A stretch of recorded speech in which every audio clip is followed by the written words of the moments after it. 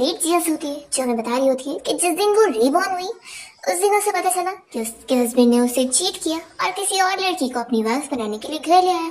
और जिस parents in law की वो इतनी ज्यादा केयर कर रही थी वो भी उसका फायदा उठा रहे थे और झूठा डिसेबल होने का नाटक कर रहे थे। वो हमें अपनी फ्लैशबैक की स्टोरी में लेकर जाती है और हमें दिखाते हैं कि कैसे जिया खुशी खुशी जो से शादी करके उसके घर पे रहने के लिए आई थी, जिसके बाद फिर जो सिटी में काम करने चला गया था और जिया जो के डिसेबल पेरेंट्स का ख्याल रख रही थी। उन्हें खाना पानी और इवन वॉशरूम जाने में भी वही उनकी हेल्प कर रही थी, भी उन्हें अपनी फैमिली समझकर। तभी यहाँ पे रहने वाला एक इडियट लड़का चैन आकर उसे बताने लगता है कि उसका हस्बैंड वापस आ गया। उसे गुड न्यूज दे रहा होता है। जिया तो खुशी आती है अपने हस्बैंड को देखकर और फिर उसे पता चलता है कि उसका हस्बैंड जो यहाँ पर शहर से एक लड़की को लेकर आया और वो बता रहा होता है कि इसका नाम लेन है और वो सिटी के फेमस बनने की बेटी है और उसकी होने वाली फ्यूचर वाइफ है। जिया तो सुनकर शॉक हो जाती है और यहाँ पर जो के पेरेंट्स तो बड़े खुश हो रहे होते। जिया फिर जो को चिल्लाने लगती है कि तुम ये क्या बोल रहे हो। तो जो कहने लगता है कि जिया देखो, मैं अब इतना फेमस एंटरप्रेन्योर बन चुका हूँ और तुम बस एक नॉर्मल सी विलेज गर्ल हो, तुम मेरे लायक नहीं हो, तो मैं यहाँ पर बस तुमसे अपनी शादी तोड़ने के लिए आया हूँ। और वो उसे डिवोर्स एग्रीमेंट दे रहा होता है। तो जिया शॉक हो जाती है और फिर उसे गुस्से में थप्पड़ लगाती है और चिल्लाती है कि जब मैंने तुमसे शादी करी थी तब तुम्हारे पास कुछ भी नहीं था, तो क्या तब तुम्हें पता नहीं था कि मैं एक विलेज गर्ल हूँ, जब तुम्हें याद आ रहा है। और मैंने इन 2 सालों में तुम्हारे पेरेंट्स का विलेज में इतना अच्छे से ख्याल रखी और अब जब तुम रिच हो चुके हो तो तुम कह रहे हो कि तुम मुझे डिसलाइक करते हो। ऐसा बोलकर वो उसका बाल नोचने लगती है। तो जो कहता है कि तुम्हें समझ क्यों नहीं आ रहा है, पहले मेरे पास चॉइस नहीं थी लेकिन अब मैं इतना अमीर हो गया हूँ तो तुम जैसी विलेज गर्ल मेरे लायक नहीं है। जिया को बहुत ज्यादा गुस्सा आता है और फिर वो जो को फिर से थप्पड़ लगाती है।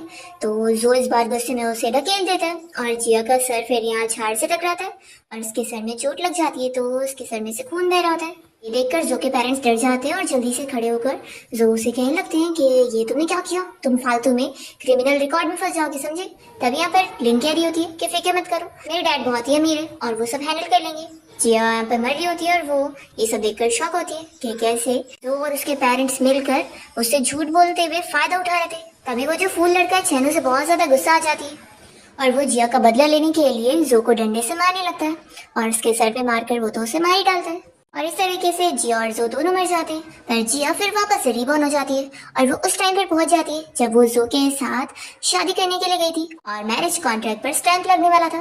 पर तभी वहाँ पर जो रोक देता है कि नहीं, मुझे इस विलेज गर्ल से शादी नहीं करनी है। ये सुनकर आसपास की आंटीज कहने लगती है कि कितने अनग्रेटफुल हो तुम, तुम्हारे पेरेंट्स पैरालाइज्ड है फिर भी ये लड़की तुमसे शादी करने को तैयार थी, तुम्हें तो खुश होना चाहिए, इसमें तुम्हें तो खुश होना चाहिए था। इस लड़की की फैमिली कंडीशन तो तुमसे कई गुना ज्यादा बेटर भी है, वो तो तुम इसके चाइल्डहुड स्वीट हार्ट हो इसलिए तुम्हें पसंद करती है और तुमसे शादी करने को रेडी थी। तो जो चिल्लाता है कि तुम सभी लूजर चुप बैठो, तुम लोग को पता नहीं है मैं फ्यूचर में कितना ज्यादा अमीर होने वाला हूँ और एक बहुत बड़ा एंटरप्रेन्योर बनने वाला हूँ, इसलिए इस जैसी विलेज गर्ल से तुम्हें शादी नहीं करूंगा। ये सुनकर सभी हंसने लग जाते हैं कि ये देखो कैसी कैसी बातें कर रहा है, लगता है हमारे विलेज का भी ये दूसरा बड़ा इडियट बनने वाला है। वो लोगों से फूल कहने लग जाते हैं। तो फिर वो यहाँ पर कुछ आंटीज की पोल खोलने लगता है कि कैसे जब वो एक दिन अमीर हो जाएगा तो वही लोगों से पैसे मांगने के लिए आएंगी, कोई अपनी मॉम के इलाज के पैसे मांगेगा तो कोई अपने बेटे के। ये सारी विलेजर्स गुस्सा हो जाते हैं कि तुम कैसी बातें कर रहे हो, हमें कर्ज कर रहे हो क्या। वो सभी उसे चिल्लाने लगते हैं और ये सब सुनते हुए जिया को पता लग जाता है कि यानी ये भी मेरी तरह रीबॉर्न हुआ है। तभी जिया कैंची दिखाकर जो से पूछती है कि तुम श्योर हो कि तुम मुझसे शादी नहीं करना चाहते। तो वो कहता है कि हाँ नहीं करना चाहता। तो कहती है कि लेकिन आज तो मैं शादी करके रहूंगी और फिर वो अपने बाल को भी काट लेती है। तो ये सारी लेडीज उसे कहने लगती है कि तुम पागल हो गई हो, ये इतना खराब है और तुम इससे शादी करने के पीछे पड़ी हो। ये कहती है कि मैंने ये बोली हूँ कि मैं शादी करूंगी, ये थोड़ी ना बोली कि इससे ही करूंगी। तो फिर सभी पूछते हैं कि फिर आखिर तुम किससे शादी करने वाली हो। तो जिया फिर सभी में से किसी को ढूंढ रही होती है और इसे वही फूल लड़का चैन खड़ा दिखाई देता है। तो वो उससे पूछती है कि फूल बताओ तुम मुझसे शादी करोगे कि नहीं। ये सुनकर सारे के सारे शौक हो जाते हैं और जो भी कहने लगता है कि क्या मैंने तुम्हें अपनाया नहीं इसलिए तुम्हारा दिमाग खराब हो गया जो तुम एक फूल से शादी करने जा रही हो। जिया तो फिर भी नहीं सुनती है और वो जाकर चैन का हाथ पकड़ के यहाँ पर लेकर आती है। तो सारे अंकल आंटी जो से कह रहे होते हैं कि अरे पूरे विलेज में इसकी फैमिली सबसे ज्यादा गरीब है और ये लोग तो इतने अनलकी है कि इनके घर पे तो मुर्गी अंडा भी नहीं देती है, इतना ज्यादा बैड लक चल रहा है, तो क्या फिर भी तुम इससे शादी करोगी। तो जिया कहती है कि मुझे इस सबसे कोई फर्क नहीं पड़ता और फिर वो तुरंत ही मैरिज एग्रीमेंट में जो का नाम कट करते हुए चैन का नाम लिख देती है और पूछती है कि अगर तुम अभी मुझसे शादी करने के लिए हाँ बोलोगे तो मैं तुम्हारी वाइफ बन जाऊंगी। तो चैन बोल नहीं पा रहा होता है। ये देखकर जो कहता है कि देखो एक फूल भी तुमसे शादी करने को तैयार नहीं है। तभी यहाँ पर चैन तो तुरंत ही हाँ बोल देता है कि मैं तुमसे शादी करने के लिए रेडी हूँ और फिर वो अपने दांत से उंगली काट कर फिंगरप्रिंट भी लगा देता है। फिर जिया मैरिज एग्रीमेंट पे स्टैंप लगाने के लिए दे रही होती है। तो जो स्टाफ अंकल है वो भी उसे यही कह रहे होते हैं कि देखो तुम अभी इम्पल्सिवनेस में ये चीज कर रही हो, तो पहले अपने पेरेंट्स से पूछ लो। तो जिया कहती है कि मेरे पास पूरा फ्रीडम है, तो मैं आपसे बता रही हूँ ना, मैं श्योर हूँ कि मुझे चैन से शादी करनी है। फिर वो स्टैंप लगा देते हैं और इसे मैरिज एग्रीमेंट दे देते हैं। तो ये देखकर सारे लोग शॉक हो रहे होते हैं कि सच में इस लड़की ने तो इस फूल से शादी कर ली, पता नहीं ये सोच क्या रही है, देखना एक दिन इसे रिग्रेट होगा। फिर जिया चैन से कहती है कि हम घर चलते हैं और उसका हाथ पकड़ के लेके जा रही होती है। पर तभी जो सामने आकर उसे रोकता है और कहता है कि देख लो, अब तुमने इससे शादी करी हो तो तुम्हारे पास खाने तक का कुछ नहीं होगा और हमारी बीच का गैप और भी बढ़ जाएगा। तो जिया उसे कहती है कि क्या तुम इतने श्योर हो कि तुम जरूर अमीर बनने वाले हो, लेकिन क्या तुमने कभी सोची नहीं कि तुम्हारी लक तो इतनी खराब चल रही थी और अचानक से तुम्हारी लक ऐसे कैसे अच्छी हो गई और तुम इतने जल्दी इतना ज्यादा सक्सेसफुल है। तो पूछता है कि तुम्हारा मतलब क्या है। जिया उसे नहीं बताती है और यहाँ से चैन को लेके जाते हुए अपने गले में पहने हुए बीट्स को देख रही होती है। और फिर हमें फ्लैशबैक में दिखाते हैं कि कैसे जब वो छोटी थी तो एक मॉन्क ने उसे इस बारे में बताई थी कि वो बहुत ज्यादा लकी है, वो फ्यूचर में जिस भी बंदे से शादी करेगी वो बहुत ज्यादा लकी हो जाएगा और बहुत ज्यादा तरक्की पाएगा, ना कि वो अगर एक गरीब पागल बंदे से भी शादी करेगी ना तो भी उसके गुड लक की वजह से वो शहर का रिचेस्ट मैन बन जाएगा, क्योंकि वो अपने हस्बैंड के लिए लकी बनने वाली है। ऐसा बोलकर वो उसे अपनी बीट्स से देते हैं। फ्लैशबैक खत्म होता है और जिया हमें बता रही होती है कि इसलिए तो उसने डिसाइड करी कि इस लाइफ में वो सबसे गरीब बंदे से शादी करके उसे अमीर कर पाएगी। फिर जिया चैन के साथ उसके घर पे रहने के लिए आ जाती है और सोच रही होती है कि उसने सुनी थी कि इस फूल की फैमिली इस पूरे विलेज में सबसे ज्यादा गरीब है। फिर वो उन लोग की हालत भी देख रही होती है कि कैसे वॉल भी टूटी हुई है, ऊपर से इसके पास जितने भी कपड़े हैं वो सब फटे फुटे। तभी इतने में यहाँ पर चैन अपनी मॉम को बुलाता है और कहने लगता है कि मॉम देखो ये मेरी वाइफ है। फिर जिया चैन की मॉम को मॉम कहकर बुला रही होती है। तो चैन की मॉम कहती है कि मुझे पता लगा कि क्या हुआ है, इसलिए तुम मेरे साथ अभी विलेज चीफ के पास चलो। तो जिया कहती है कि आखिर क्यों।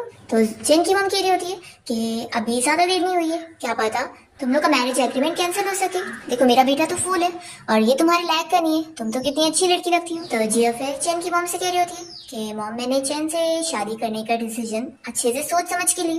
वो हमें बताती है कि कैसे पिछली लाइफ में जब वो अपने पेरेंट्स इन लॉ का ख्याल रखा करती थी तो पूरा दिन काम में बिजी हुआ करती थी और उसमें भी कभी कभार चैन उसकी हेल्प किया कर देता था, वो भी चुपके से और चले जाया करता था। पर एक दिन जिया ने उसे पकड़ ली थी और उसे पूछी थी कि वो चुपके से उसकी इतनी हेल्प क्यों करता है।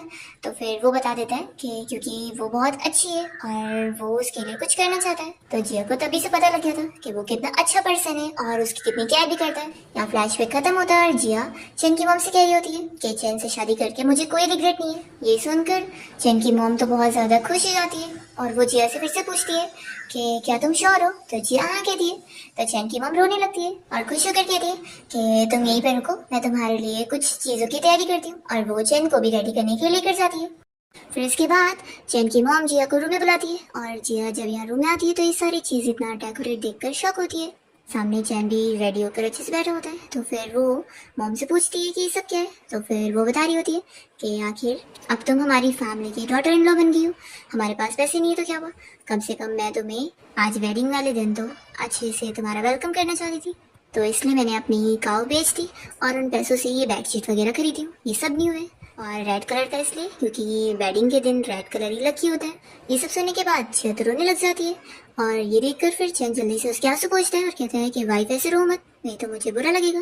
तो जिया चैन की मम से कहने लगती है कि ये सब की क्या जरूरत थी, आखिर अब बिना काऊ के कैसे चलेगा। तो जल्दी से चैन बाहर भाग कर जाता है और गाड़ी को जाकर उठा लेता है और कहता है कि वाइफ तुम फिक्र मत करो, मैं हूँ ना, मैं बहुत स्ट्रांग हूँ, मैं सब सपोर्ट कर लूंगा। तो वो शौक होती है कि ये आखिर इतना ज्यादा स्ट्रांग कैसे। तो फिर मॉम कहने लगती है कि ये बचपन से ऐसी स्ट्रांग है, देखना तुम्हें भी आदत हो जाएगी। चैन की हरकतें देखकर जिया भी फिर हंसने लग जाती है और फिर जिया को पूरे घर में देखने को मिलता है कि ना घर में ना चावल है ना तेल है और इवन जो मुर्गी भी है वो भी कोई अंडे नहीं देती है और इवन जो उन लोग के पास पिग है वो भी छोटा सा है और कभी बड़ा होता ही नहीं है और जो कुआं है उसमें से भी पानी नहीं आता। ये सारी चीजें देखकर जिया को काफी शौक लगता है कि ये लोग इतने ज्यादा गरीब और अनलकी है। चैन जिया को अंदर बुला रहा होता है तो मॉम खुश हो जाती है और कहती है कि जाओ अब तुम लोग अपनी वेडिंग नाइट स्पेंड करो, मैं तुम लोग को डिस्टर्ब नहीं करूंगी।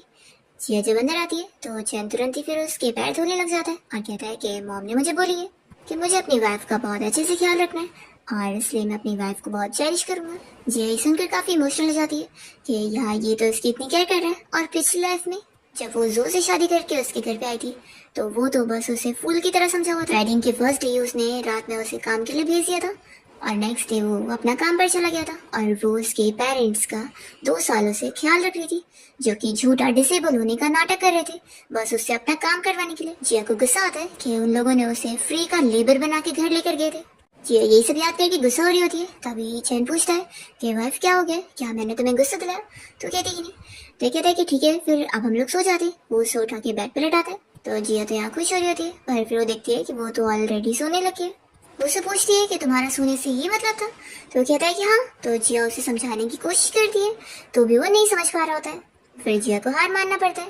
नेक्स्ट मॉर्निंग हम देखते हैं कि चैन की मॉम इन लोग को जोर जोर से आवाज देकर बुला रही होती है। तो जिया घबराते हुए बाहर आती है और पूछती है कि मॉम क्या हुआ है? तो चैन की मॉम दिखाने लगती है कि देखो मुर्गी ने अंडा दिया।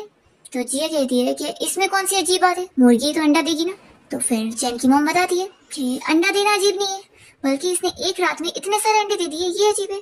तो जिया भी ये देखकर शॉक हो जाती है और फिर वो देखती है कि उनका पेट भी रातों रात इतना बड़ा हो चुका है और ऊपर से कुएं में भी पानी आ रहा है। चैन भी यहाँ पर आ जाता है और ये लोग इतना खुश हो रहे होते हैं और चैन की मॉम जिया को क्रेडिट देने लगती है कि सब तुम्हारी वजह से हुआ है, तुम हमारी फैमिली की लकी स्टार हो। जिया खुश होती है कि उसकी लक इतने अच्छे से काम कर रही है। तभी जो अपने घर के टेरेस पे से खड़े होकर इन लोग को ही देख रहा होता है और कहने लगता है कि तुम लोग तो ऐसे आवाज कर रहे हो जैसे तुम लोग को गोल्ड मिल गया और तुम लोग बहुत अमीर हो गए हो। जिया उसे पूछने लगती है कि तुम आखिर वहां पर खड़े होकर हमें क्या देख रहे हो? तो कहता है कि मैं यहाँ पर तुम लोग के लिए थोड़ी ना हूँ, मैं तो किसी इंपॉर्टेंट गेस्ट का इंतजार कर रहा हूँ। वो मन में सोच रहा होता है कि पिछली लाइफ में शादी के नेक्स्ट मॉर्निंग ही उसे यहाँ पर उसका बेनिफैक्टर मिला था और तभी तो उसकी किस्मत चमक गई थी। वो यहाँ पर खुश होकर कहने लग जाता है कि वो जल्दी बहुत अमीर होने वाला है। तो जिया कहती है कि तुम ना वहाँ पर अपना टाइम वेस्ट करना बंद कर दो। तो जो कहता है कि तुम तो कितनी बड़ी लूजर हो, तुम लोग बस इसी में खुश हो रहे हो कि तुम्हारी मुर्गी अंडा दे रही है और कुएं में से पानी आ रहा है। तो चैन उसे चिल्लाता है कि तुम्हारी हिम्मत कैसे है मेरी वाइफ को लूजर बनने की। जिया कहती है कि तुम शांत हो जाओ और वो उसे कहती है कि तुम्हें क्या लग रहा है हम लोग बस कुएं में पानी को देखकर खुश हो रहे हैं? बिल्कुल नहीं, हमें यहाँ पर असली सोना मिला है। ये सुनकर फिर वो यहाँ देखने पहुंच जाता है। तो जिया कहती है कि अच्छे से देखो अंदर सोना दिखेगा। तो फिर वो झांक कर देख रहा होता है और जिया फिर उसे किक करके कुएं में गिरा देती है और फिर वो चैन और उसकी मॉम से कहती है कि आप लोग फिक्र मत करो, इसे स्विमिंग आती है तो इसे पड़े रहने तो ये खुद ही निकल जाएगा। और फिर लोग अंदर फिर में जाते हैं और लंच के टाइम पर इनकी मॉम ने फिर एग की बहुत सारी डिशेस बनाई होती है और वो लोग अच्छे से खाना खा पाते हैं। और चैन लोग से कहती है कि अब आप लोग को फिक्र करने की जरूरत नहीं है, आगे हम लोग के पास और भी पैसा आएगा और हम एक अच्छी लाइफ जिएंगे। रात में चैन और जिया देखते हैं कि जो अभी भी अपने टेरेस के ऊपर ही खड़ा है और इतनी ठंडी में भी किसी का इंतजार करने में लगा हुआ है। कितना पागल है वो। जिया फिर जो को बातें सुनाते हुए कहने लगती है कि हमारी लाइफ तो देखो कितनी अच्छी हो गई कि अब एक गार्ड हमें मिल गया जो कि रात में भी पहरा देगा। तो जो कहता है कि ज्यादा यहाँ पर उड़ने की जरूरत नहीं है, तुम्हें पता नहीं है मुझे मेरा बेनिफैक्टर जब मिल जाएगा ना तो मैं कितना अमीर होने वाला हूँ। जिया फिर यहाँ एक टब में पानी लेकर आती है और वो चैन को जो के ऊपर फेंकने के लिए दे देती है और फिर पानी से भीगने के बाद जो को तो यहाँ ठंडी लग रही होती है और वो इन लोग के साथ कुछ कर भी नहीं पाता। जिया हंसते हुए कहती है कि चलो अब हम लोग अंदर सोने चलते हैं। और जो यहाँ परेशान हो रहा होता है कि पिछली लाइफ में तो वो बंदा मुझे इतनी जल्दी मिल गया था लेकिन इस लाइफ में इतना टाइम क्यों लग रहा है। फिर चैन वापस से जिया के पैर वॉश करने के लिए एक टब पानी ला रहा होता है और तभी वो अपने ऊपर गिराते हुए आता है। तो जिया फिर उसे ऐसे देखती रह जाती है और फिर वो उसे कहती है कि देखो मेरी हार्ट बीट इतनी तेज हो गई है। वो जानबूझ के बस चैन को अपने क्लोज करना चाह रही होती है पर चैन तो समझता है कि बीमार हो गई है वो, तो इसलिए वो तुरंत ही डॉक्टर बुलाने चला जाता है और ये शौक होती है कि वो उसकी कोई भी हिंट समझ ही नहीं पा रहा है। फिर जब चैन की मॉम यहाँ आई होती है तो वो पूछने लगती है कि चैन कहाँ गया। तो जिया फिर उन्हें सब बताती है। तो ये सुनने के बाद तो चैन की मॉम भी हंसने लग जाती है और कहती है कि वो असल में इतना ज्यादा बुद्धू है कि उसे इस बारे में कुछ पता ही नहीं, तुम फिक्र मत करो मैं कल उसे इस बारे में बात करूंगी। और फिर मॉम हंसते हुए बाहर चली जाती है। मॉर्निंग में जैसे जिया की नींद खुलती है तो उसके सामने उसकी मॉम खड़ी होती है। तो वो शौक होती है कि मॉम आप यहाँ पर क्या खड़ी है। तो उसकी मॉम कहती है कि आप जल्दी से ड्रेसअप होकर बाहर आओ, तुम्हारे डैड और भाई बाहर तुम्हारा इंतजार कर रहे हैं। फिर जिया बाहर जब आती है तो वो अपने डैड से बात करने की कोशिश करती है तो वो चिल्लाते हैं कि मुझे डैड मत बोलो, मेरे पास तो हम जैसी अनरीजनेबल बेटी नहीं है। जिया का भाई भी उससे पूछने लगता है कि उसने आखिर ऐसे फूल से क्यों शादी कर ली है जिसकी फैमिली भी इतनी ज्यादा करीब है। तो चैन की मॉम कहने लगती है कि माना हमारी फैमिली बहुत करीब है लेकिन हम लोग जिया का बहुत अच्छे से ख्याल रखेंगे और इसे कोई कमी नहीं महसूस करने देंगे। तो जिया के डैड चिल्ला रहे होते हैं कि देख लो तुम लोग कितने ज्यादा गरीब हो, तुम्हारे घर की हालत भी इतनी खराब है, तुम लोग के पास खाने तक को पैसे नहीं है और ऊपर से इतना कर्जा भी है, तो तुम लोग कहीं मेरी बेटी को सपोर्ट कर पाओगे। वो फिर जिया के भाई से कहते हैं कि इसे बांध के भी लेके चलना पड़े तो लेके चलो। तो जल्दी से चैन की मॉम यहाँ पर इन लोग को रोकने लगती है और कहती है कि ऐसा मत करो। पर जिया के डैड नहीं मान रहे होते तो वो उनसे कहती है कि अब मेरी शादी हो चुकी है और अगर आप मुझे यहाँ से लेकर भी जाएंगे तो कोई और तो दोबारा मुझसे शादी नहीं करेगा। तो उसके डैड कहते हैं कि किसी को तुम नहीं चाहिए होगी तो क्या हमें भी नहीं चाहिए हो? हम तुम्हारा जिंदगी भर ख्याल रख लेंगे, तुम हमारी बेटी हो। जिया की मम्मी उसे ये समझा रही होती है कि पहले तुम जब उसे शादी करना चाहती थी तो भी हम लोग नहीं मान रहे थे, क्योंकि उसके मॉम डैड पैरालाइज थे और तुम्हें जिंदगी भर उनका ख्याल रखना पड़ता। लेकिन तुम्हारे जिद पर हम मान तो गए थे, पर अब तुमने इतने गरीब फैमिली में शादी कर ली हो तो सारा बर्डन अकेले तुम्हारे ऊपर ही आ गया है। तुम ये सब कैसे हैंडल कर पाओगी? और तुम्हारा हस्बैंड ऊपर से फूल है, तो आखिर तुम्हारी आगे की लाइफ कितनी ज्यादा मुश्किल वाली होगी, तुम समझ नहीं रही हो। जिया के डैड और भाई भी उसे ही कह रहे होते कि वो उसे यहाँ सफर करते हुए नहीं देख पाएंगे। तभी इतने में चैन घर पे आया होता है और वो उन्हें जल्दी से रोकने लग जाता है और कहता है कि जब तक मैं यहाँ पर हूँ मैं अपनी वाइफ को बिल्कुल भी सफर नहीं करने दूंगा, आप फिक्र मत करो। तभी जिया चैन के हाथ में और बॉडी पे बहुत सारी चोट देख लेती है और चिल्लाने लगती है कि ये सारी तुम्हें चोट कैसे आई, रोने लग जाती है। तो तुरंत उसके आंसू पोंछता है और कहता है कि वाइफ रो मत, मैं ठीक हूँ, मैं तो बस तुम्हारे लिए मेडिसिन लाने गया था, तुम बीमार थी ना तो तुम्हें ठीक करने के लिए मैंने मेडिसिन लेकर आ गया हूँ। मैंने सुना था कि वो हब्स माउंटेन पर मिलेंगे तो मैं उसी को ही ढूंढने गया था। जिया फिर उसे चिल्लाने लगती है कि दूसरे तुम्हें जो कुछ बोलेंगे तुम उन सब पे बिलीव करोगे, तुमने ये सब के चक्कर में अपनी लाइफ को खतरे में डाले, अगर तुम्हें कुछ हो जाता तो तुम मर जाते तो कह रहा है कि तुम रो मत, मैं मर जाऊंगा चलेगा, लेकिन तुम नहीं रोनी चाहिए और तुम्हें कुछ नहीं होना चाहिए। तो यहाँ पर चैन की बातें सुनकर जिया की मॉम तो काफी शॉक होती है और फिर सुजी यहाँ चैन को नील डाउन होने बोलती है और उसका हाथ पकड़ के अपने मॉम डैड से कहने लगती है कि माना कि चैन की फैमिली बहुत गरीब है लेकिन वो लोग उसकी सच में बहुत ज्यादा केयर करते हैं, इसलिए वो अपने मॉम डैड को एक मौका देने बोल रही होती है और कह रही होती है कि मॉम डैड आप लोग बस मुझे और चैन को 1 महीने का टाइम दो, मैं आप लोग को दिखाऊंगी चैन कैसे इस पूरी विलेज का रिचेस्ट मैन बन जाएगा और आप लोग को मैं जरूर प्रूव करूंगी कि आपकी बेटी ने बिल्कुल सही करी है चैन से शादी करके। तो जिया की मॉम उसके डैड को मनाने लगती है कि बच्चे इतने सिंसियर है तो इन्हें थोड़ा टाइम दे दो। तो डैड मान जाते हैं कि क्योंकि ये लड़का तुम्हारे लिए सिंसियर लगता है इसलिए मैं तुम लोग को 1 महीना देने को तैयार हूँ। अगर 1 महीने बाद भी इसकी पूरी फैमिली की ऐसी हालत रही तो फिर तुम्हें डैड की बात सुननी पड़ेगी और यहाँ से चलना होगा। तो मान जाती है और फिर यहाँ पर उसकी पूरी फैमिली चले जाते हैं। फिर चैन उन सारी घास को लेकर आता है और कहने लगता है कि वाइफ इसे खाओ, ये हर्ब्स है, इससे तुम ठीक हो जाओगी। तो कहते हैं कि सच में तुम कितने बड़े स्टूपिड हो, ये सब जंगली घास है। और फिर वो उसे समझाने लगती है कि अगर मैं सच की भी बीमार होती तो तुम ऐसे अपनी जान को रिस्क पे नहीं डाल सकते हो। तो चैन कहता है कि तुम्हारे लिए मुझे अपना खून भी देना पड़ जाए ना, मैं वो भी देने को तैयार हूँ। तो कहती है कि अब बस भी करो। और फिर वो अपने आंसू पोंछती है और कहती है कि इस मैटर को मैं ऐसे ही नहीं छोड़ सकती हूँ, उन लोगों को सबक सिखाना पड़ेगा जिसने तुम्हें बुली करे। तो जल्दी से चैन की मॉम जिया को रोक रही होती है और समझाने लगती है कि जाने दो, उन लोगों का हम लोग कुछ नहीं बिगाड़ सकते, हम बस मामूली से ऑर्फन माँ बेटा है और हमें उनसे कोई पंगे लेना सही नहीं रहेगा। तो जिया कहती है कि दोबारा आप अपने आप को ऐसा मत बोलो कि आप ऑर्फन और विडो, अब मैं यहाँ पर आ गई हूँ और मैं हूँ अब आप लोग को प्रोटेक्ट करने के लिए। और फिर जिया बकेट में रखा हुआ गंदा पानी उठाकर लेकर जाती है और वो 2 बंदे यहाँ पर चैन का ही मजाक उड़ा रहे होते हैं कि वो फूल कितना बड़ा इडियट है, हमने उसे झूठ बोले कि वो सब हब्स है और वो जंगली घास को ही हब्स समझ के लेकर गया। तभी इतने में जिया कर इन लोग के ऊपर वो गंदा पानी फेंक देती है और उन्हें चिल्लाती है कि ये सब वो डिजर्व करते हैं। यहाँ पर फिर भीड़ जमा हो जाती है और जैन दोनों की पोल खोलने लगती है कि वो लोग कितने ज्यादा खराब है। उन्हें पता था कि चैन एक फूल है और वो लोग जो भी उसे बोलेंगे वो सीरियसली मान लेगा। तो उन लोगों ने उसे माउंटेन पर भेज दिए जंगली घास को हब्स बताकर। वो उन लोग को चिल्ला कर कहती है कि तुम लोग सिर्फ शेमलेस नहीं हो बल्कि इतने ज्यादा खराब हो। फिर यहाँ पर और भी लोग जिया का साथ देते हुए उन दोनों को चिल्लाने लगते हैं कि तुम लोग कितने खराब हो। और फिर जिया सभी से कहने लगती है कि आप सभी इन दोनों के चेहरे अच्छे से देख लो, इन दोनों की एज से पता लग रहा है कि इनकी शादी की उम्र हो गई है, लेकिन अब आप सभी को इनकी असलियत पता लग गई है ना, तो कोई भी अपनी बेटी की शादी इनसे मत करवाना, नहीं तो ये आपकी बेटी की भी लाइफ खराब कर देंगे। फिर ये मोटा बंदा तो जिया के ऊपर गुस्सा होकर उसे मारने आ रहा होता है। तो गुस्से में चैन आकर उसे एक हाथ से उठा लेता है और उसे चिल्लाता है कि मेरी वाइफ को तुम परेशान नहीं कर सकते। तो बंदा डर के उससे माफी मांगता है कि वो दोबारा ऐसा नहीं करेगा और फिर चैन उसे नीचे फेंक देता है। फिर जैन लोग को समझाने लगती है कि अगर दोबारा किसी ने भी मेरे मैन को परेशान किया तो मैं उसे छोड़ूंगी नहीं, इस बार तो सिर्फ गंदा पानी था, अगली बार तो मैं क्या फेंकूंगी मैं भी नहीं जानती। और फिर जैन लोग को सबक सिखाकर चैन से कहती है कि चलो अब हम लोग घर चलते हैं।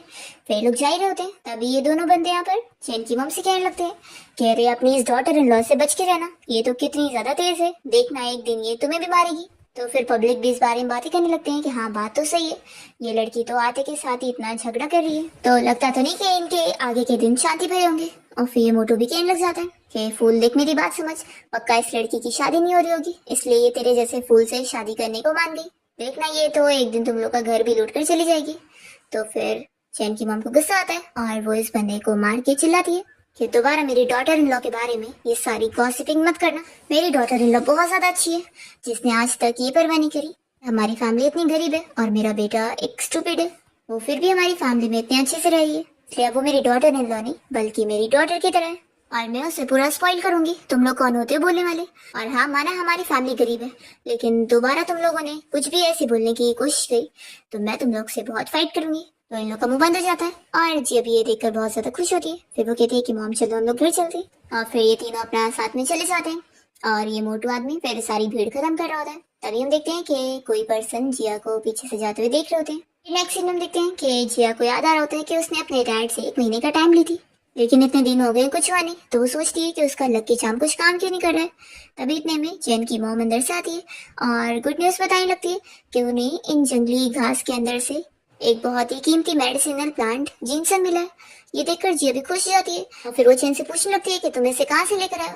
तो वो कहता है कि मुझे भी नहीं पता, मैं तो बस अभी ग्रास को कलेक्ट कर रहा था और ये भी आ गया। जिया कहती है कि सच में तुम तो फूलों के भी इतने लकी हो। तो चैन की मम कहने लगती है कि लकी तुम हो हमारे लिए, तुम्हारे यहाँ पर आने से पहले मैं और मेरा बेटा कितने बैड लक में रह रहे थे। हर चीज हमारे साथ बुरी हो रही थी, ना मुर्गी अंडे देती, ना हमें खाने को कुछ मिलता। लेकिन देखो तुम्हारे आने के बाद सब कुछ इतना बदल गया। मुर्गी अचानक से अंडे दे रही है, हमारे कुएं में पानी आ गया, इवन हमारा पेट भी इतना बड़ा हो गया और ऊपर से चैन ने मामूली घास में इतना कीमती मेडिसिनल प्लांट ले आया। इतनी सारी अच्छी चीजें सिर्फ तुम्हारी वजह से हुई है, तुम लकी हो। तो जी कहती है कि मॉम ये तो अभी कुछ भी नहीं है, अभी तो हमारे अच्छे दिन आने वाले। फिर मॉम कह रही होती है कि मैं कल ही मार्केट जाऊंगी और इसे जाकर अच्छे प्राइस में बेचूंगी। तो जियो पूछती है कि कितना मिल जाएगा। तो फिर मॉम बता रही होती है कि कम से कम 100 से 200 तक में तो मिल ही जाएगा। तभी चैन कहता है कि क्या ऐसी बात है, तो फिर मैं और ऐसे मेडिसिन प्लांट ढूंढ के ले आता हूँ। तो जिया उसे रोकती है और कहती है कि ये प्लांट इतना कीमती है, कैसे मिलेगा नहीं, तो रहने दो। फिर मॉम अंदर से एक कपड़ा लाती है इस जिनसन प्लांट को अच्छे से रखने के लिए। तो ये देखकर जिया पूछती है कि क्या इसे आपने बनाई हो?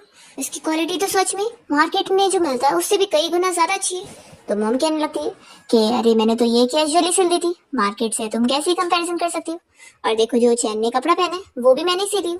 तो जिया तो फिर चैन के कपड़े देखकर और इम्प्रेस होती है कि मॉम आपकी स्किल तो कितनी अच्छी है।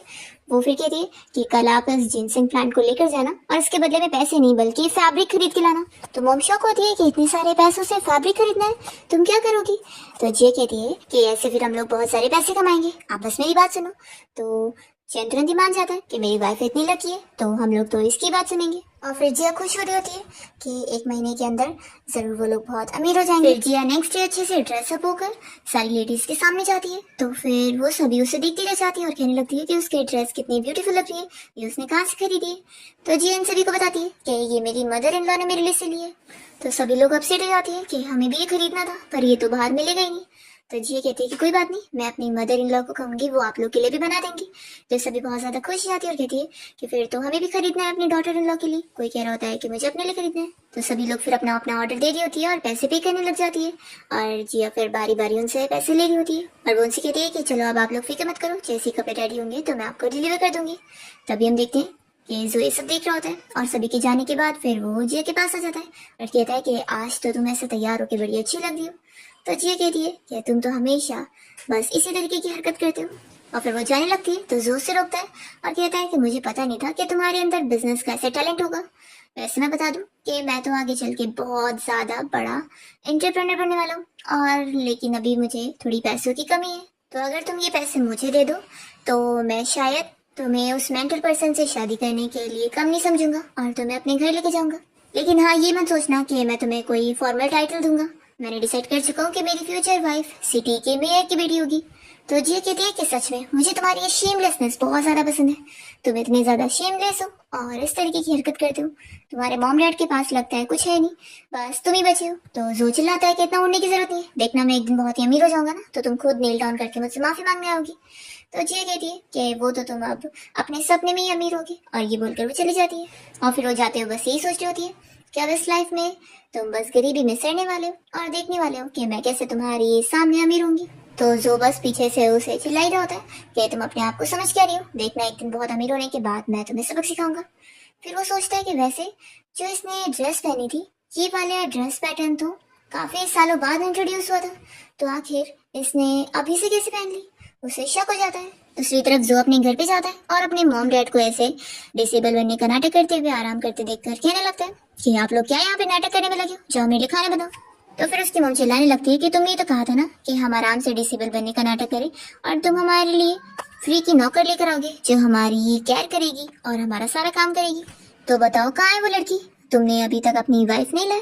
तो फिर वो चिल्लाने लगता है कि आप लोग मुझे एक विलेज गर्ल से शादी करवाना चाहते हैं, आपको पता है मैं आगे चल के एक बहुत बड़ा एंटरप्रेन्योर बनने वाला हूँ।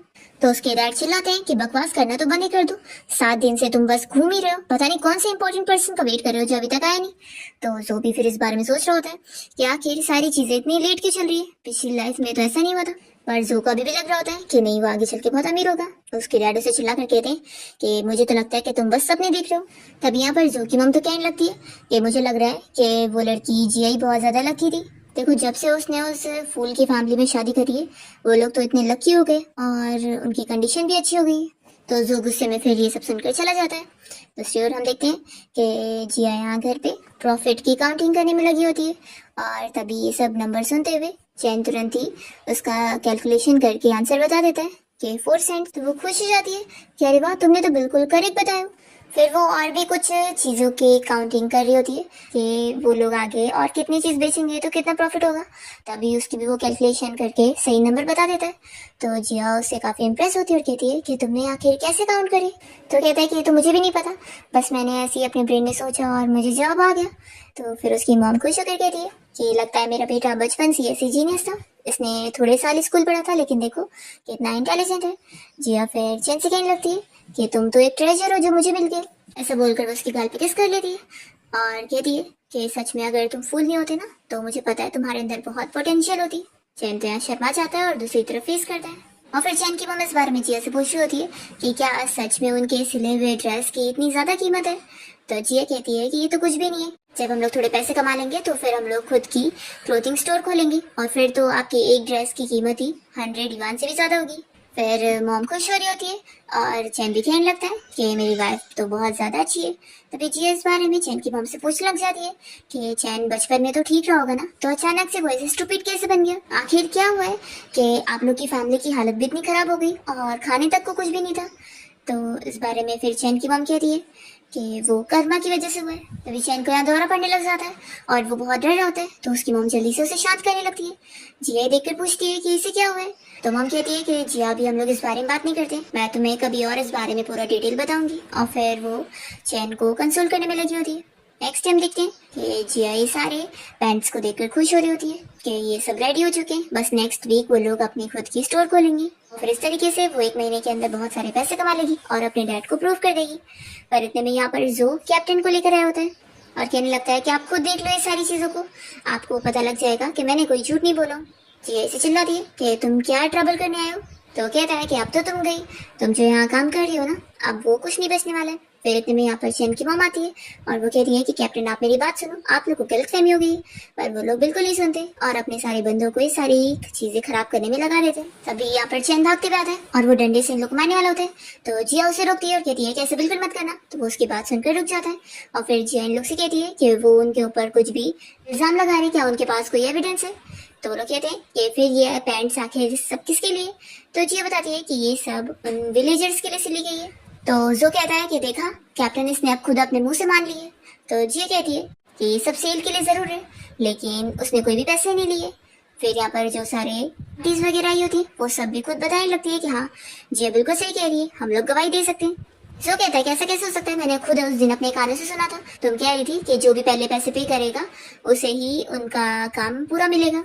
तो फिर आंटीज कहने लगती है कि कैप्टन आखिर ये सब हम लोग तो मजाक कर रहे थे, अब ये थोड़ी ना इलीगल है। तो जो कहता है कि कैप्टन आप ही सोचो, ये लोग इतने ज्यादा अच्छे थोड़ी ना हो सकते हैं कि फ्री में से लोगों को चीजें बांटेंगे। तो जिया कहती है कि मैंने कब बोली कि मैंने ये सब फ्री में बांटी हूँ। तो जो कहता है कि देखा कैप्टन मैंने सही बोला था ना, इसने सभी से फायदा लूटी है। तो जिया बताती है कि उसने लोगों के प्यार और रिस्पेक्ट के बदले में सब दिए। तो सारे लोग भी जिया का ही साथ दे रहे होते हैं। जो कहता है कि आप इन लोग की बात पर विश्वास मत करो, मैं सही कह रहा हूँ। तो कैप्टन उसे चिल्लाते हैं कि तुम अकेले ये सब बोल रहे हो और सारे लोग यहाँ पर इस लड़की के साइड है, तो ऑफ कोर्स मैं उन लोग पे बिलीव करूंगा, तुम पे नहीं। देखो अब तुम फालतू के ट्रबल मत करो और कुछ काम कर लो। और फिर कैप्टन यहाँ से जाने लगते हैं। तो जिया कहती है कि आखिर आपने हमारा इतना बड़ा नुकसान करवाया, तो ऐसे कैसे चल सकता है? जिसने ये सब करवाया उसे सजा तो मिलनी चाहिए। तो कैप्टन पूछते हैं कि तुम क्या चाहती हो? तो जिया कहती है कि इसे बीच सड़क में ले जाकर मारना चाहिए, ताकि सारे लोगों को पता लगे कि जो भी ऐसे दूसरों के ऊपर झूठा इल्जाम लगाने का काम करेगा उसका यही हाल होगा। तो जो कहने लगता है कि आखिर हम लोग इतने सालों से फ्रेंड्स रहे, कम से कम इस तरीके से तो मत बोलो। जिया फिर भी कहती है कि वो यही सजा चाहती है।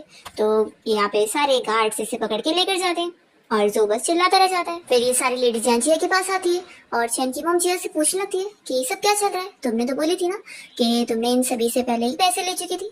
तो फिर लेडीज यहाँ पर हंसते हुए चैन की मॉम को सब बताने लगती है और हमें फ्लैशबैक में दिखाते हैं कि कैसे जिया ने उनसे सारे पैसे लेने के बाद उन्हें अच्छे खासे पैसे रिटर्न कर दी थी और बताई थी कि वो उनसे सिर्फ 3 युआन ले रही है। तो वो लोग काफी शॉक हुए थे कि ये तो मार्केट प्राइस से भी काफी कम है।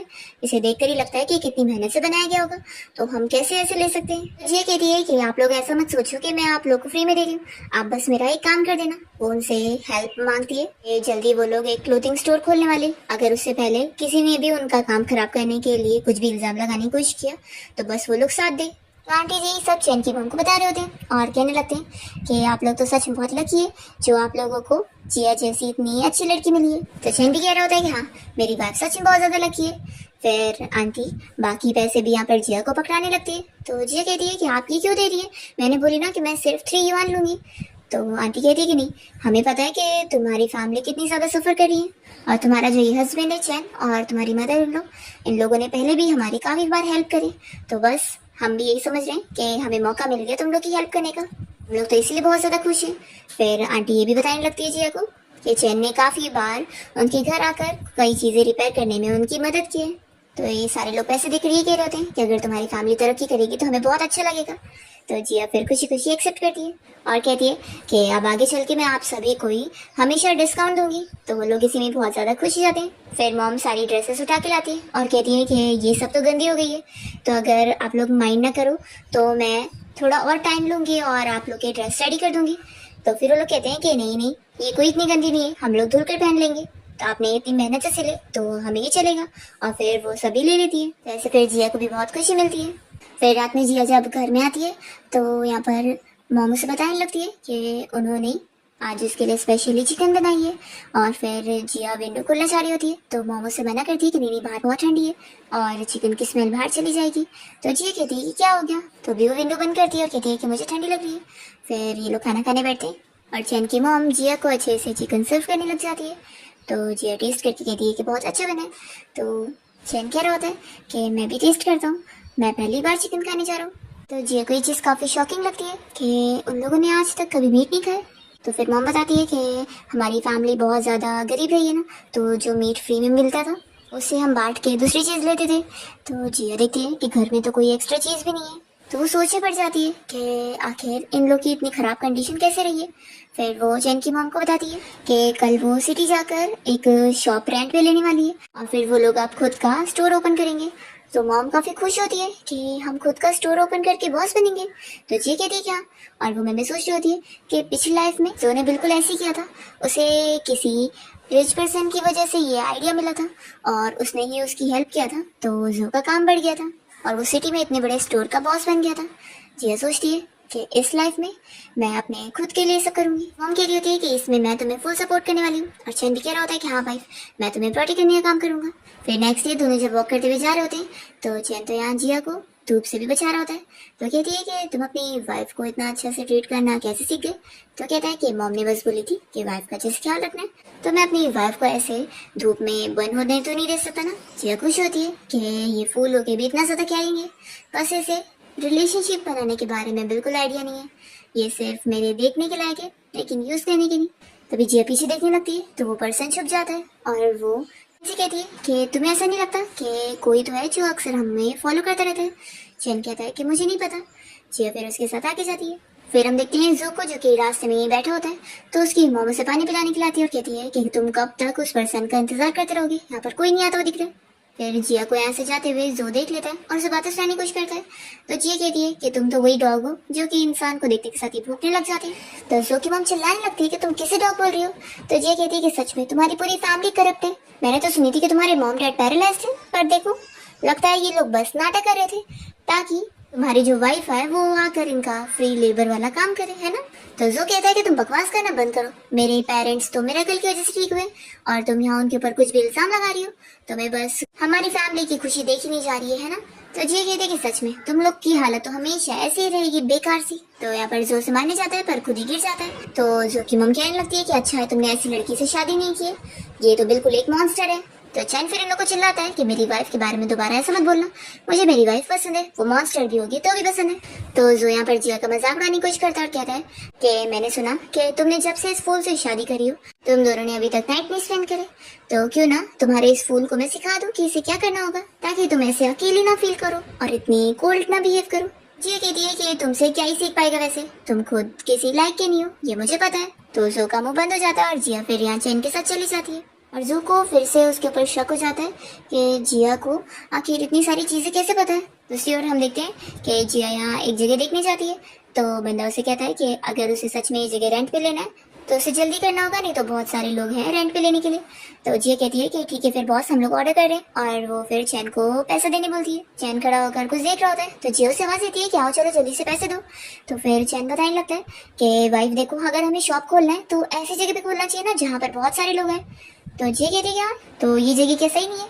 तो चैन बता रहा होता है कि मैंने देखा वहाँ पर जो दूसरी शॉप है ना वो ज्यादा बेस्ट रहेगी। जिया कहती है कि तुम्हें ये कैसे पता चला। तो फिर वो बताता है कि वहाँ पर बहुत सारी सनफ्लावर सीड्स पड़ी हुई है, जिसका ये मतलब है कि यानी वहाँ पर बहुत सारे लोग इकट्ठा होते हैं और बातें वगैरह करते हैं, और शॉप के सामने एक बड़ा सा झाड़ भी है। और तुम ही सोचो इतनी गर्मी में सभी को छाव में खड़े होने के लिए वहाँ पर तो आना ही पड़ेगा। तो फिर देखो वहाँ पर जितने ज्यादा लोग आएंगे उतने ही सारे लोग हमारी शॉप को भी देखेंगे। तो जिया को भी फिर ये चीज समझ में आती है कि वो बिल्कुल सही कह रहा है। वो काफी इम्प्रेस होती है कि वो फूल हो के भी इतना ज्यादा स्मार्ट है। वो फिर उसकी तारीफ कर देती है। तो चैन कहता है कि इतना भी नहीं। तब यहाँ पर या उस बॉस को कह देती है कि हम लोग और भी शॉप देखने जा रहे हैं। तो फिर वो कह देता है कि अगर ये अपॉर्चुनिटी गई ना तो फिर बाद में नहीं मिलेगी। जिया फिर भी छोड़कर चली जाती है और वो चैन से पूछती होती है कि क्या तुमने इससे पहले बिजनेस कर चुके हो। तो चैन बता रहा होता है कि नहीं, मैंने कभी कोई बिजनेस नहीं किया। फिर जिया जाकर उस शॉप को खरीद लेती है रेंट पे, और चैन से कह रही होती है कि अब तुम देखते जाओ, जल्दी हमारी लाइफ बहुत ज्यादा अच्छी होने वाली है। तभी चैन एक स्टीम बन बेचने वाली आंटी को नोटिस करता है और जिया को बताने लगता है कि उन आंटी को देखो, उनका बिजनेस जल्दी खत्म होने वाला है। तो जिया कहती है कि ये कैसे। तो फिर वो बता रहा होता है कि तुम ही सोचो, यहाँ पर आसपास में सारी शॉप या तो क्लोथ्स बेच रही है या फैब्रिक, तो फिर वो आंटी का यहाँ बंस बेचकर कोई फायदा नहीं है, क्योंकि जो लोग यहाँ पर ये महंगे कपड़े खरीदने आएंगे वो वैसे स्टीम बंस कभी नहीं खरीदेंगे, क्योंकि वो ऑयली वाले हैं, और ऑयली चीजें अगर वो खरीदेंगे तो उनके हाथ गंदे हो जाएंगे। तो फिर आखिर वो लोग फैब्रिक और कपड़े थोड़ी ना टच कर सकते, तो वो लोग कैसे ही खरीद पाएंगे। तो चैन की बातें सुनकर शॉक हो जाती है और कहती है कि किसने कहा कि तुम फूल हो, तुम तो इतने बड़े जीनियस हो। वो मनी मैन बहुत ज्यादा खुश हो जाती है कि वो इतना इंटेलिजेंट है कि जरूर फ्यूचर में वो बहुत ही बड़ा बिजनेस टाइकून बनेगा। ये कहते हैं कि चलो हम लोग रिवॉर्ड के तौर पे स्टीम बंस खरीदते हैं। फिर वो जाकर आंटी से 4 स्टीम बंस खरीदती है। तभी चैन को सोच में होता है तो जिया पूछती है कि तुम्हें क्या हुआ है, तुम क्या सोच रहे हो। तो चैन फिर बता रहा होता है कि वाइफ आखिर सभी मुझे फूल कहते हैं, कि मुझे कुछ समझ ही नहीं आता कि हस्बैंड वाइफ के बीच में क्या रिलेशन होता है, पर इतना बताने पर भी मुझे समझ नहीं आ रहा है। तो क्या तुम मुझे बताओगी, तुम मुझे बताओ ना, मैं सीखने को तैयार हूँ। तो जिया तो बहुत ज्यादा शाय हो जाती है कि स्टीम बन वाली आंटी भी सब सुन रही है। वो जल्दी से भाग जाती है। तो फिर ये आंटी चैन को बताने लगती है कि वो उसे इस बारे में टिप्स दे सकती है, और फिर वो उसके कान में उसे सब समझाने लगती है। फिर इसके बाद जिया यहाँ घर पे होती है और तभी चैन सीक्रेटली कुछ लेकर आया होता है और वो रूम में जाकर वेट कर रहा होता है। तो फिर जिया जब वहाँ जाती है तो फिर वो उसे दिखाने लगता है कि ये वो रस्सी लेकर आए ताकि वो लोग अपने रोमांस अच्छे से कॉपरेट कर पाए। जिया को शौक लगता है कि ये सभी क्या कर रहे हैं। तो फिर चैन यहाँ पर उसे किस करने लग जाता है और बताता है कि उसने अब सब कुछ सीख लिया। वो अपना शर्ट भी उतार देता है और जिया को सेड्यूस करता है। फिर दोनों साथ नाइट स्पेंड करते हैं। मॉर्निंग में हम देखते हैं कि जिया बहुत खुश हो रही होती है कि चैन तो सच में कितना ज्यादा स्ट्रांग था। फिर तभी इतने में यहाँ पर चैन की मॉम आई होती है और वो रूम की सारी चीजें देखकर खुश हो जाती है कि फाइनली दोनों ने साथ नाइट स्पेंड कर ली। वो तो इतनी खुश होती है और जैसे कहती है कि तुम आराम से टाइम लो, मैं बाहर ब्रेकफास्ट बनाती हूँ, ठीक है। फिर इसके बाद जिया यहाँ चैन की मॉम को काम करते हुए देख रही होती है और तभी वहाँ चैन भी लकड़ियाँ लाकर अपना काम कर रहा होता है। तभी वो उसकी बॉडी देखती रह जाती है और उसके बारे में सोच रही होती है। तभी एक आंटी उसे देखकर कहने लगती है कि कल रात के बाद भी देखो तुम्हारा मन नहीं भरा है, तुम अपने हस्बैंड को अभी भी देख रही हो। तो जिया फिर काफी शाय हो जाती है और मॉम से कहती है कि आपने आखिर इस बारे में सभी को क्यों बता दी। मॉम को तो अभी भी हंसी आ रही होती है। फिर तभी इतने में यहाँ जिया के घर पे जो आ जाता है और वो उसे चिल्लाने लगता है कि ये सारे फैशनेबल कपड़े तुमने कैसे बनाई, तुम भी मेरी तरह रीबॉर्न हुई हो ना। तो जिया कहती है कि तुम्हारा रिएक्शन इतना स्ट्रांग नहीं है, तो लगता है तुम भी अब पिछली लाइफ से तो कम से कम इस लाइफ में और फिर थोड़े से इंटेलिजेंट के बारे में सोच रहा होता है कि इसने पिछली लाइफ के एक्सपीरियंस की वजह से इतने कम टाइम में इस गरीब फैमिली को इतना ऊपर तक पहुंचा दी और बिजनेस स्टार्ट कर ली। तो सच में ये तो कमाल की है। फिर वो से कहने लगता है कि पिछली लाइफ में हम दोनों की शादी हुई थी, तो मुझे लगता नहीं कि ऐसे तुम मुझे भूल सकती हो। तभी इतने में चैन यहाँ पर आकर जो को दूर करने लगता है। तो जिया कहती है कि रुको, ऐसे बोलने दो, इसे क्या बोलना है। तो वो खुद को मारने का नाटक करने लगता है और कहता है कि मुझे रिग्रेट हो रहा है कि तुम तो कितनी अच्छी थी, पर रीबॉर्न होने के बाद मैंने तुमसे शादी तोड़ लिया। लेकिन देखो अब मुझे अपनी गलती का एहसास हो गया, तो क्यों ना तुम मेरे साथ चलो और जो तुमने पैसे जमा करी है वो मुझे दे दो। देखो मैं एक दिन बहुत ही बड़ा एंटरप्रेन्योर बनूंगा, तो वो सारे पैसे तुम्हें ही तो दूंगा। यह कहती है कि अच्छा ठीक है। फिर वो चैन से कह रही होती है कि जाओ पैसे ले आओ। तो वो चैन कह रहा होता है कि वाइफ तुम क्या कह रही हो। तो जिया कहती है कि तुम मेरी सुनो। तो कहता है कि मुझे पता है कि वाइफ तुम बिल्कुल सही डिसीजन लोगी। फिर जिया चैन से कहती है कि मुझे पता है पैसे कहाँ रखे, और फिर वो उसके कान में कुछ बोलती है और चैन फिर अंदर चला जाता है। तभी ये सब सुनते हुए चैन की मॉम जिया से कह रही होती है कि तुम जो भी डिसीजन लोगी मैं हमेशा उसमें तुम्हें सपोर्ट करूंगी। तुमने ऐसी हमारी काफी हेल्प करी और तुम्हें हमारी वजह से यहाँ सफर करना पड़ रहा है। तो जिया कहती है कि मॉम आखिर किसने बोला कि मैं यहाँ से जा रही हूँ, मैं तो इसे पिछली लाइफ की जो इसने चीजें करी थी उसका हिसाब इसे देना चाहती हूँ। तो वो खुश होकर कहता है कि वाइफ तुम मुझे क्या देना चाहती हो। तो अभी यहाँ पर चैन स्टिक लेकर पहुंच जाता है और वो जिया के हाथ पकड़ाता है। तो जो शौक हो जाता है कि तुम क्या करना चाहती हो। तो जिया कहती है कि वो तो अब तुम ही सोचो, और फिर वो उसे स्टिक से मारना शुरू कर देती है। तो जो कहता है कि तुम ये क्या कर रहे हो। वो कहती है कि पिछली लाइफ में तुमने जो मेरे साथ किया था ये उसकी सजा है। तभी इतने यहाँ पर जो के मॉम डैडी पहुंच जाते हैं और वो भी चिल्लाने लगते हैं। तो जिया उन्हें भी मारने लगती है और उन्हें याद दिलाती है कि पिछली लाइफ में जो उन तीनों ने उसके साथ करे थे उसका ही वो बदला ले रही है उनसे। फिर जिया यहाँ पर जो को ऐसा मारती है कि वो तो बेहोश जाता है। तो उसके मॉम डैड उसे उठा के फिर बाहर लेकर जाते हैं और फिर चैन की मॉम जिया से इस बारे में पूछ रही होती है कि ये सब क्या चल रहा था, तुम क्या बोल रही थी रीबर्थ के बारे में। तो जिया कहती है कि आप बैठो, मैं आप लोगों को सब बताती हूँ। फिर वो उन लोगों को पूरी स्टोरी बता देती है, जिसके बाद फिर चैन की मॉम को तो जो की फैमिली के ऊपर बहुत ज्यादा गुस्सा आता है कि पिछली लाइफ में वो लोग तुम्हारे साथ इस तरीके का फ्रॉड कैसे कर सकते हैं। उन लोगों ने तो तुम्हारा फायदा उठाया और वो जो ने तो तुम्हें चीट भी किया है। तभी जिया इन लोग से पूछती है कि आप लोग को मेरी बात पर यकीन हो गया कि मैं रीबॉर्न हुई हूँ। तो चैन और उसके मॉम दोनों ही जिया से कहते हैं कि तुम जो बोलोगी हमें तुम्हारी बात पर यकीन है। फिर जिया पर कुछ अच्छे कपड़े लेकर आती है और कहती है कि कल हमारी शॉप ओपन होने वाली है, तो हम सभी अच्छे से ड्रेसअप होकर जाएंगे। तब यहाँ पर ये अच्छे कपड़े देखकर चैन को फिर से ट्रॉमा होने लग जाता है। तो मॉम जल्दी से उसे शांत करने लगती है और फिर वो जिया से कहती है कि कल शॉप जब ओपन होगी तो हम लोग सभी के सामने नहीं आएंगे, हम बस असिस्टेंट की तरह काम करेंगे। तो जिया सोच रही होती है कि आखिर वो लोग क्या चीज से डरे। वो मान जाती है कि ठीक है, पब्लिक में मैं सब संभाल लूंगी। फिर नेक्स्ट डे जिया जब स्टोर स्टार्ट करती है तो बहुत सारे पब्लिक उसका स्टोर देखने के लिए आ रहे होते हैं और वो सबका वेलकम कर रही होती है। यहाँ पर उसकी विलेज की वो सारी आंटीज भी आती है। तो जीवन से कहती है कि आप लोग को तो 20% डिस्काउंट मिलने वाला है। तो वो लोग बड़ी खुश होती है। फिर स्टोर में 2 और पर्सन आए होते हैं जिन्हें देखकर चैन तो यहाँ बहुत ज्यादा डर जाता है और स्टोर से निकल के भाग जाता है। और हमें पता चलता है कि स्टोर में जो 2 हस्बैंड वाइफ आए होते हैं वो असल में चैन के कजिन और उसकी कजिन सिस्टर इन लॉ है। फिर ये दोनों को भी शक हो जाता है कि उन लोग ने चैन को जाते हुए देखे। वो लोग उसके बारे में बातें करने लगते हैं और जिया को फिर इन लोग के ऊपर गुस्सा आती है कि इन लोग ने ही चैन को ट्रॉमा दिए। फिर ये लोग यहाँ कोई भी ड्रेस खरीदने की कोशिश करते हैं तो जिया सब मना कर देती है कि वो सब ऑलरेडी सोल्ड हो चुकी है और वो यहाँ पर इन लोग को कोई भी ड्रेस नहीं लेने दे रही होती है। तो उन लोग को भी गुस्सा आता है और वो यहाँ तोड़फोड़ करने की कोशिश करते हैं। तो जिया कहती है कि करो, फिर जो भी नुकसान होगा उसका भरपाई भी तुम ही करोगे। फिर वो बंदा डर के रुक जाता है और तभी यहाँ पर जिया की वो विलेज वाली आंटी उसे समझाने लगती है कि तुम इनसे पंगे मत लो। फिर वो इन्हें जाने दे देती है। तो जिया पूछती है कि आखिर ये लोग कौन थे। तो वो बता देती है कि असल में ये लोग चैन के फैमिली मेंबर्स हैं जिन लोगों ने उसे बुली करी। फिर यहाँ से घर आने के बाद जिया चैन की बैक की सारी चोट वगैरह देख रही होती है और वो बहुत ज्यादा रोने लग जाती है कि तुम्हें इतनी सारी चोट आई थी। वो उससे पूछती है कि ये सब कैसे हुआ। तो चैन तो फिर से पास्ट के बारे में याद करके सदमे में जा रहा होता है। तो जिया उसे समझाने की कोशिश करती है कि उसे बिल्कुल भी डरने की जरूरत नहीं। वो कहती है कि अब मैं हूं ना, तुम्हें मैं प्रोटेक्ट करने वाली हूँ और इतना सुन लो कि अगर तुम्हें कोई भी बुली करने आएगा तो तुम्हें भी उससे फाइट बैक करना है। तो चैन को फिर जिया की बातें समझ में आती है। नेक्स्ट डे लोग साथ में खाना खा रहे होते हैं और पूरी फैमिली बहुत खुश होते हैं। तभी अचानक से इन लोग के घर में आवाज आती है चैन के अंकल और उसके कजिन की। तो उनकी आवाज सुनकर ही वो बहुत ज्यादा डर जाता है और जल्दी से अंदर जाकर छुप जाता है। वो लोग जब यहाँ घर में घुसते हैं तो चैन की फैमिली की इतनी अच्छी कंडीशन देखकर सारी चीजें तोड़ फोड़ करना चाह रहे होते हैं। तभी जल्दी से जिया आकर उन्हें डराने लगती है कि अगर उन लोगों ने कोई भी चीज खराब करने की कोशिश करे तो फिर वो उन्हें मारेगी। तभी चैन की मॉम जिया को रोकने लग जाती है कि वो जो करना चाहते हैं उन्हें करने दे। तो जिया कहती है कि आप ये सब क्या बोल रही हैं, ये लोग आपको ऐसे कैसे बुली कर सकते हैं।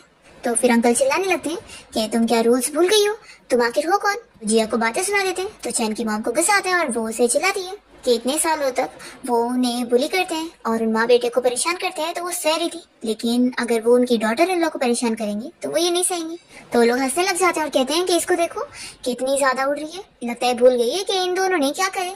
तो फिर यहाँ पर चैन की मॉम ये एडमिट कर लेती है कि हाँ मैं बहुत ज्यादा शेमलेस हूँ और इतनी खराब हूँ, मैंने ही चैन के डैड को मारी हूँ। तो बस अब ये खत्म हुआ है मैटर, लेकिन इसका ये मतलब नहीं है कि इसी चीज को लेकर तुम हम लोग को बुली करते रहोगे। तो फिर चैन के अंकल जोर जोर से सब बताने लगते हैं कि तुमने कैसे मेरे भाई को मारी हो। वो अपने भाई की मौत का ब्लेम चैन और उसकी मॉम पे लगा रहे होते हैं कि उनकी वजह से वो डूब कर मर गए और वो उन्हें ब्लेम कर रहे होते हैं कि वो लोग ऐसी सफर करने के लायक है। तो जिया कहने लगती है कि हाँ बिल्कुल सही कह रहे। तो फिर अंकल लोग और हंस रहे होते हैं और कह रहे होते हैं कि देख लो तुम्हारी डॉटर इन लॉ भी ये कह रही है। तभी जिया उन्हें थप्पड़ लगाती है और कहती है कि आप मेरी मदर इन लॉ और मेरे हस्बैंड के बारे में झूठी रूमर्स फैलाना बंद कर दो। आपने उनके ऊपर यही झूठा इल्जाम लगाते हुए उन्हें इतने सालों से बुली किया है और अब मैं ये सब और नहीं सहूंगी। तो ये अंकल यहाँ पर जिया को शेमलेस बोलते हुए और तोड़फोड़ करना चाह रहे होते हैं। तो चैन बहुत ज्यादा गुस्सा होता है और वो डंडा उठा लेता है उन्हें मारने के लिए। और तभी यहाँ पर इन लोग की हेल्प करने के लिए जिया के डैड और भाई कुछ लोगों को लेकर पहुंच जाते हैं और इन सभी को यहाँ से घर से निकाल देते हैं। फिर जिया अपने डैड और भाई को कह रही होती है कि वो लोग अचानक से यहाँ पर। तो वो लोग कहते हैं कि तुम यहाँ बुली हो रही थी और तुमने हमें बताई भी नहीं। तो जिया कहती है कि मुझे लगा था कि आप लोग मुझसे गुस्सा होंगे और मुझे अपनी फैमिली की बेटी नहीं मानेंगे। तो मॉम कह रही होती है कि आखिर हम लोग तुम्हें ऐसे कैसे सफर करने दे सकते हैं। फिर उसके डैड भी कहने लगते हैं कि इतने टाइम हो गया और तुम हमसे मिलने भी नहीं आई, लगता है तुमने अपनी मदर इन लॉ को ही अपनी मॉम मान ली हो। तो जिया कहती है कि क्या अब आप लोग मान गए। तो उसके डैड अभी भी गुस्सा होते हैं। तो जिया फिर बता रही होती है कि मैं बस अपनी कोशिश में लगी थी कि मैं आपको किया हुआ प्रॉमिस पूरा करूं, पर मैं नहीं कर पाई, इसलिए आपको देखने के लिए मैं एम्बैरेस हो रही थी। तो फिर जिया की मामा से समझाने लगती है कि तुम्हारे डैड जितने गुस्से वाले दिखते हैं ना उतने हैं नहीं, पता ही हर दिन तुम्हारी फिक्र करते थे और रोज तुम्हें देखने भी जाते थे। उन्हें डर था कि कोई तुम्हें बुली ना करे, पर उन्हें देखकर अच्छा लगा कि तुम तो हर दिन इस फैमिली के साथ कितनी खुश थी। इस फूल ने तो सच में तुम्हें कितने अच्छे से ट्रीट किया, हमें ये देखकर बहुत अच्छा लगा। तो जिया फिर उनसे कहती है कि हर दिन। फिर वो समझ जाती है और पूछती है कि यानी मुझे जो लगता था कि कोई मेरा पीछे कर रहा है तो डैड वो आप ही थे। फिर फ्लैशबैक में हमें दिखाते हैं कि कैसे जिया के डैड हमेशा उसे देखने आया करते थे और वो लोग बहुत ज्यादा खुश हुए थे कि जिया अपनी लाइफ में इतनी खुश है और वो तो इतनी स्ट्रांग भी बन चुकी है कि अपने लिए लड़ना भी जानती है। यहाँ पर फिर वो लोग चैन को भी एक्सेप्ट कर लेते हैं। तो चैन बहुत ज्यादा खुश होता है और जिया के मॉम डैड को मॉम डैड कहकर बुला रहे होते हैं। जिया की मॉम भी यहाँ पर चैन की तारीफ करती है कि ये कोई फूल नहीं है बल्कि बहुत अच्छा लड़का है। और जिया का भाई भी यहाँ पर फिर चैन से हाथ मिलाना चाह रहा होता है। जिया फिर ये सब देखकर बहुत ज्यादा खुश होती है। फिर रात में जब चैन की मॉम स्टिचेस का काम कर रही होती है तो जिया से बात करने आती है। फिर मॉम उसे रोते हुए पास्ट की सारी चीजें बताने लगती है कि उनकी गलती की वजह से ही चैन के डैड मर गए थे। वो उसे बताती है कि कैसे उनकी मॉम बहुत ज्यादा बीमार थी तो वो रात को अपनी मॉम से मिलने के लिए चली गई थी और काफी देर हो गया था तो वो घर नहीं आई थी। तो चैन के डैड को उनकी फिक्र हुई और वो उन्हें चैन को साथ लेकर ढूंढने के लिए निकल गए थे। और तभी चैन पानी में गिर गया था और वो डूबने वाला था तो उसके डैड उसे बचाने चले गए थे। उन्होंने चैन को तो बचा लिया था पर डूबने की वजह से उनकी मौत हो गई।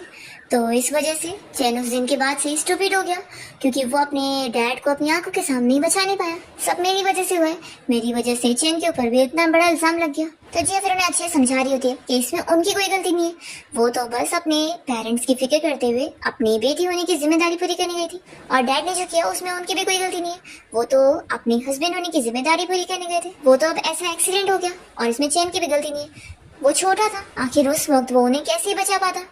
तो मैं चाहती हूँ कि अब पास्ट के लिए आप अपने आप को ब्लेम करना छोड़ दो, इसमें आप दोनों की कोई गलती नहीं है। अब हमें अपनी आने वाली लाइफ के बारे में सोचना चाहिए जो कि बहुत ही अच्छी होने वाली है। तो फिर मॉम मान जाती है। फिर नेक्स्ट टाइम देखते हैं कि जिया को इस बारे में पता चलता है कि उनकी जहाँ स्टोर है, स्टोर के सामने ही जो ने अपने स्टोर खोल लिया है और अब इसलिए उनका बिजनेस खराब हो रहा है। फिर यहाँ पर जो से कहता है कि तुम्हें क्या लगता है कि तुम रिबॉर्न हुई हो तो मुझसे आगे पहुंच जाओगी, बिल्कुल नहीं।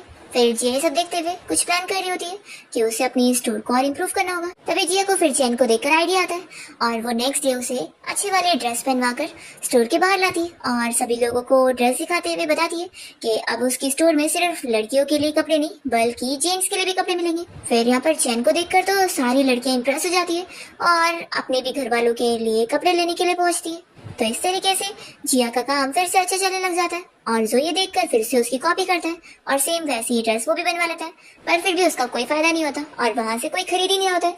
तो इस तरीके से जो का बहुत ज्यादा नुकसान हो जाता है और उसकी स्टोर बंद होने की कगार पर आ जाती है। और उसने जो इतना सारा उधार लिया था तो उधार कर्जा वाले लोग भी वहां पर आकर उनसे सारी चीजें लेकर चले जाते हैं। तो इस तरीके से जो और उसकी फैमिली तो गरीब हो जाते हैं और हम देखते हैं कि जिया तो अब प्रेग्नेंट हो जाती है। तो ये गुड न्यूज सुनकर ये लोग बहुत ज्यादा खुश होते हैं। फिर जिया का 9 मंथ चल रहा होता है और ये लोग अब एक अच्छे नए घर में भी शिफ्ट हो जाते हैं और फिर जिया कुछ पुराने घर से सामान लेने के लिए गई होती है। जब वो अकेले आ रही होती है तब यहाँ पर उसे जो मिल जाता है और वो उसे परेशान करने लग जाता है, पर तभी टाइम पर वहाँ चैन आकर जो को पीटने लगता है और ये देखते हुए जिया उसे रोक रही होती है कि उसे और मत मारो और फिर वो बेहोश होने लगती है। तो तुरंत ही चैन उसे हॉस्पिटल लेके जाता है। फिर इसके बाद इन लोग का एक बेबी हो जाता है और वो बेबी को चैन की मॉम को देखकर काम करना चाह रही होती है। तो मॉम उसे रोकती है कि नहीं, अभी तो बहुत वीक हो। तभी कुछ विलेजर आंटी वहाँ पहुंच जाती है और वो लोग जिया से कहती है कि वो लोग उसकी हेल्प करेंगे, ऐसी हालत में दोनों ही काम नहीं कर सकते। तो इस वजह से जिया की बहुत बड़ी हेल्प हो जाती है और जिया का बेटा भी फिर बड़ा हो रहा होता है।